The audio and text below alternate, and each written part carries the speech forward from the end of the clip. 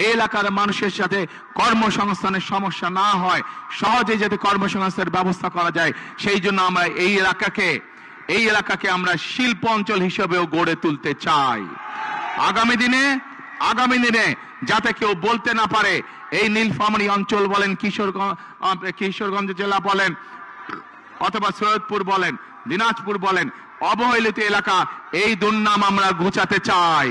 এই এলাকায় school, college, রাস্তাঘাট আমরা তৈরি করতে চাই, যাতে মানুষের চলাফেরার জন্য সুবিধা হয়। মেডিকেল কলেজ তৈরি করতে চাই। আমরা সৈয়দপুর যে এয়ারপোর্ট আছে, এই এয়ারপোর্টটাকেও আমরা ধীরে ধীরে আন্তর্জাতিক এয়ারপোর্টে রূপান্তরিত করতে চাই, যাতে করে এই যে এখানে যে চাইনিজদের যে হাসপাতাল তৈরি হচ্ছে, এই হাসপাতালে দেশের থেকে, বিভিন্ন জায়গা থেকে, বিদেশ থেকে রোগী আসবে, যাতে মানুষ সহজে ব্যবসা বাণিজ্য চিকিৎসার জন্য এখানে আসতে পারে। সেই জন্য সৈয়দপুর এয়ারপোর্টকে ইনশাল্লাহ আমরা ধীরে ধীরে আন্তর্জাতিক এয়ারপোর্টে রূপান্তরিত করতে চাই। এখন প্রিয় ভাই বোনেরা, আমরা খেয়াল করছি যে এই এলাকার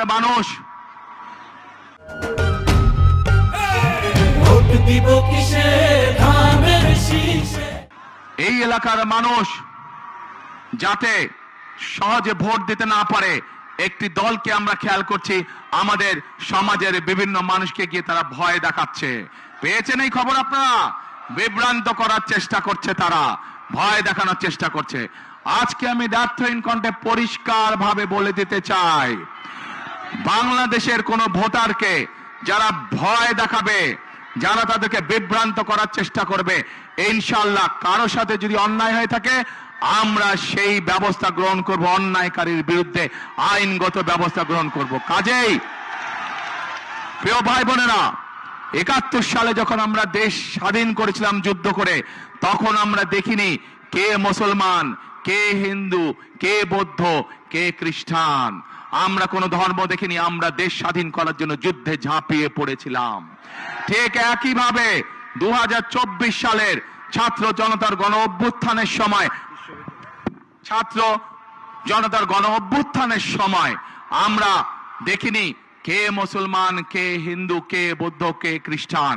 আমরা দল, মত, ধর্ম, বর্ণ নির্বিশেষে আমরা রাজপথে দেশের স্বাধীনতাকে আমরা রক্ষা করেছিলাম ২০২৪ সালে। একইভাবে আজকে এখানে দাঁড়িয়ে আপনাদের লাখো মানুষের সামনে দাঁড়িয়ে পরিষ্কার ভাবে বলতে চাই, আগামী দিনের রাজনীতি হবে দেশ পুনর্গঠনের রাজনীতি, আগামী দিনের রাজনীতি হবে রাষ্ট্র গঠনের রাজনীতি। আমরা মুসলমান হই, আমরা হিন্দু হই, আমরা বৌদ্ধ হই, আমরা খ্রিস্টান হই, আমরা সকলকে সাথে নিয়ে আমাদের দেশ গঠন করতে চাই।